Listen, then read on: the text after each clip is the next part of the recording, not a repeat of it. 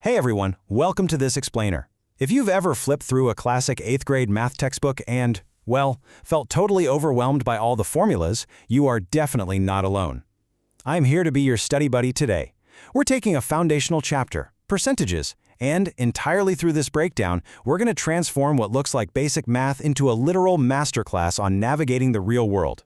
Think about it. You're just walking down the street, or maybe you're browsing online and bam, you see it. Mega sale, up to 50% off. Or, maybe you hear a friend bragging, I scored 83% on my exam. We see that little percent symbol literally everywhere. It dictates the discounts we get, the taxes we pay, and the grades we earn. But what does that symbol actually mean? Like, stripped of all the real-world noise, what is the mathematical engine driving that little icon?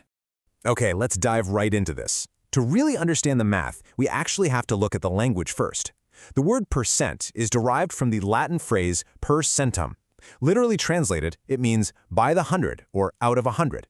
So when a store says something is 25% off, they're literally saying 25 out of every 100. If you have 100 people, 25% means exactly 25 of them. It's basically a standardizer.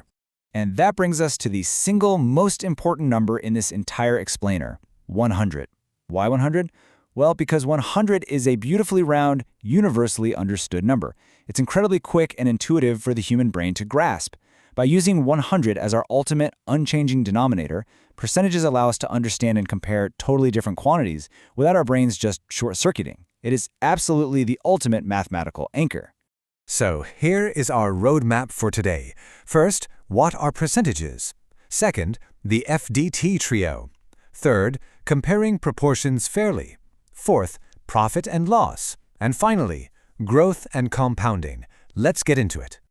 All right, Section 1. What are percentages? Subtitle, Fractions in Disguise. Let's look at a story directly from the source material. Imagine this guy, Surya, an artist trying to capture the perfect sunset. He mixes red and yellow paint, and the red paint makes up 3/4, or 3/4, of his mixture. Now, how do we turn that into a percentage? Well, we need our anchor, 100. If we take the fraction 3/4 and multiply both the top and bottom by 25, we get an equivalent fraction, 75/100. And boom! The moment the denominator is 100, the top number is your percentage, 75%. You see? Percentages are really just fractions wearing a clever disguise.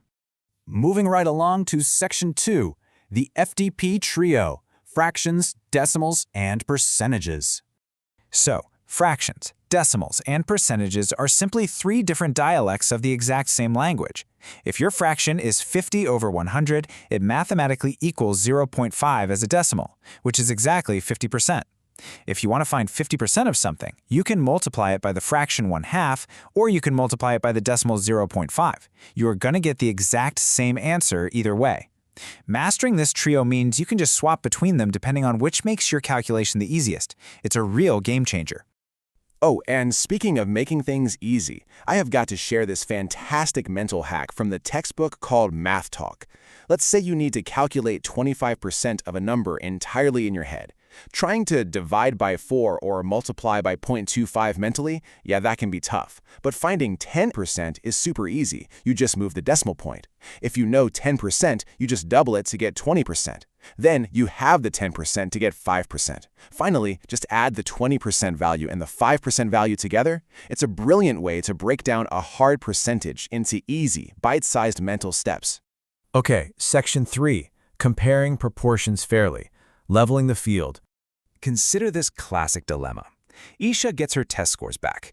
In English, she scored 42 out of 50. In science, she scored 70 out of 80.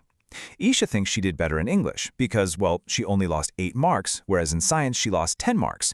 But her friend Rima argues she did better in science because 70 is a much higher number than 42. So, who's actually right here?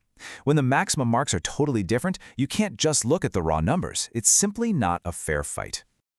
So the absolutely crucial point here is that we must convert them to a common base. We bring in our anchor, 100. Let's take her English score of 42/50. If we double the top and bottom to get the denominator to 100, it becomes 84/100. That's 84%. Now for science, 70 divided by 80, when converted to a base of 100, gives us 87.5%. Suddenly, the fog clears. Rima hit the nail on the head. She was right. Even though Isha lost more raw points in science, her proportional performance was better. Percentages literally level the playing field. Now for Section 4, Profit and Loss, the math of business.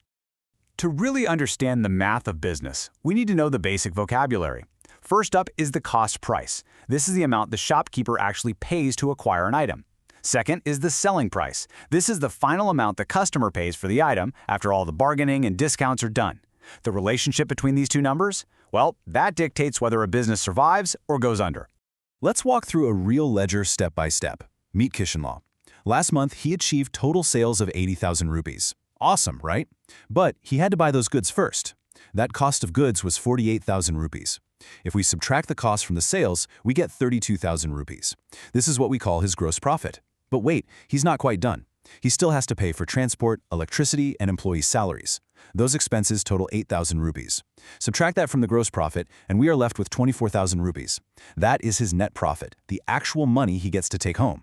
Understanding this chain of deductions is absolutely vital for any entrepreneur. Finally, Section 5, Growth and Compounding, growing your wealth. Now, what's really interesting about this is the profound difference between these two formulas. When you put money in a bank, it earns interest, right?